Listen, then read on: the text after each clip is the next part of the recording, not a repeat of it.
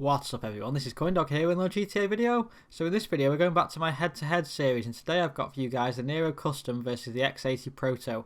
So a lot of people have been requesting this test, so this is why I've gone back to do this one specifically first.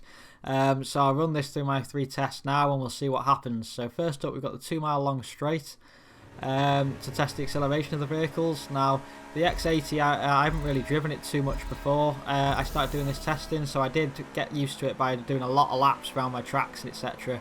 But I know from racing against other people in it that it's got some ridiculous acceleration on it, and that was exactly what I found from doing this test. You know, it was miles ahead by the first checkpoint, and that just continues as we go down the drag strip. And you know, the Nero Custom is certainly no slouch when it comes to acceleration and top speed. It's a very highly rated car. It's my top rated supercar, to be honest. It's the one I use most, more than anything else. But the X80 was just, you know, it was miles ahead in racing terms. I think so. We had a difference of half a second, which, you know, it is pretty big when it comes to something like this. It's only a 30-second drag strip, you know. Most other cars, you're talking 1 or 2 tenths difference between them, so it was a pretty big difference.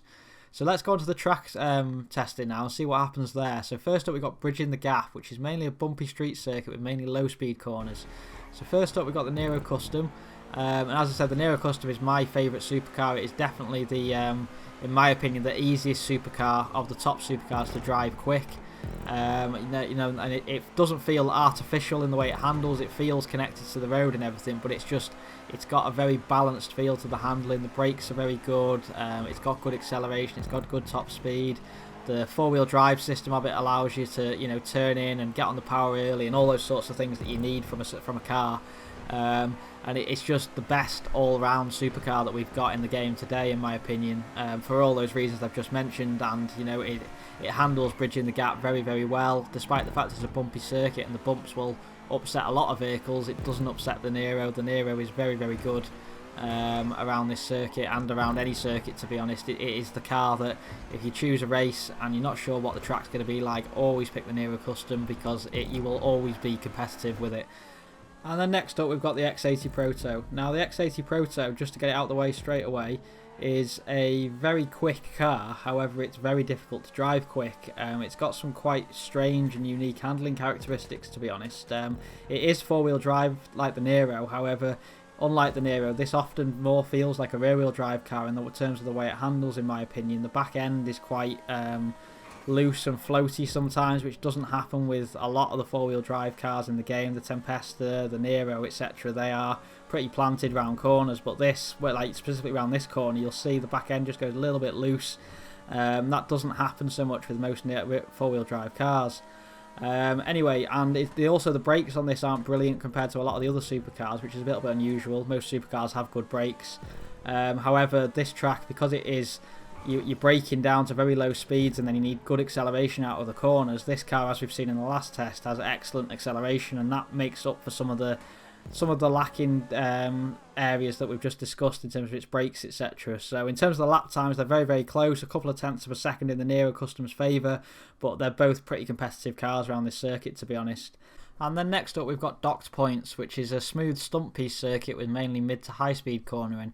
So as I do with all these videos, I like to test vehicles on more than one type of circuit, because, you know, different cars handle different things differently.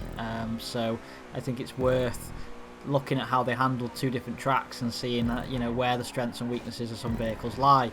Now, as I keep saying, the Nero Custom is a great all-rounder. It handled the last track very, very well, and it also handles this track very, very well. You know, there is no drama with this vehicle. It sticks to the road like glue in all situations, to be honest. You know, it's just a really, really nice car to drive. And as I said, it is my go-to supercar for races, to be honest. But yeah, there's not really a lot to say about it on this circuit, to be honest. It just quietly goes about its business, setting a nice lap time. You know, if you watch this closely, there's no sliding of the back end or anything like that, or it never looks like it's going to go out of control. It's just calm and composed, but you know, it is being quick at the same time while it's doing all that, you know. So, and then next up we've got the X80 Proto. So as I mentioned in the previous test, the X80 Proto has quite a loose back end, which appeared to be caused on the previous track by all the bumps that we had on that bumpy street circuit, because you don't have the same effect to the same extent on this track, so that kind of removes one of the weaknesses it had.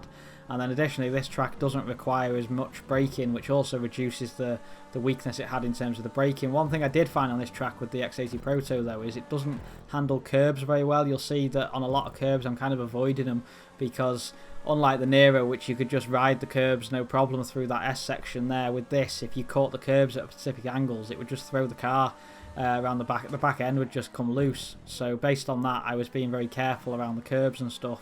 The same on this corner here, but you know, even with all that, it was still very quick around this track, and it was certainly a lot easier to drive on this circuit than it was on the last one, thanks to the smoother surface that we've got to drive on here.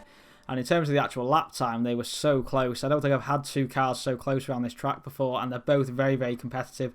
Anything below 59 seconds, sorry, below 60 seconds around this is a good time, so they're both pretty good, you know. So the overall winner of the test is the Nero Custom. However, the X80 Proto is very, very close. You've seen in all three tests. And, you know, I would personally pick the Nero Custom just because it's the nicer car to drive. It's the easier car to drive. But the X80 Proto is certainly a very good vehicle. And, you know, it looks different to anything else on the grid. So if that's the sort of thing you like, then just keep that in mind. So that's all I've got for you today, guys. I hope you've enjoyed it. If you have, then if you could like the video, I'd appreciate it. And also if you could subscribe if you haven't already, that would be great. And I'll be back again soon. Thanks very much.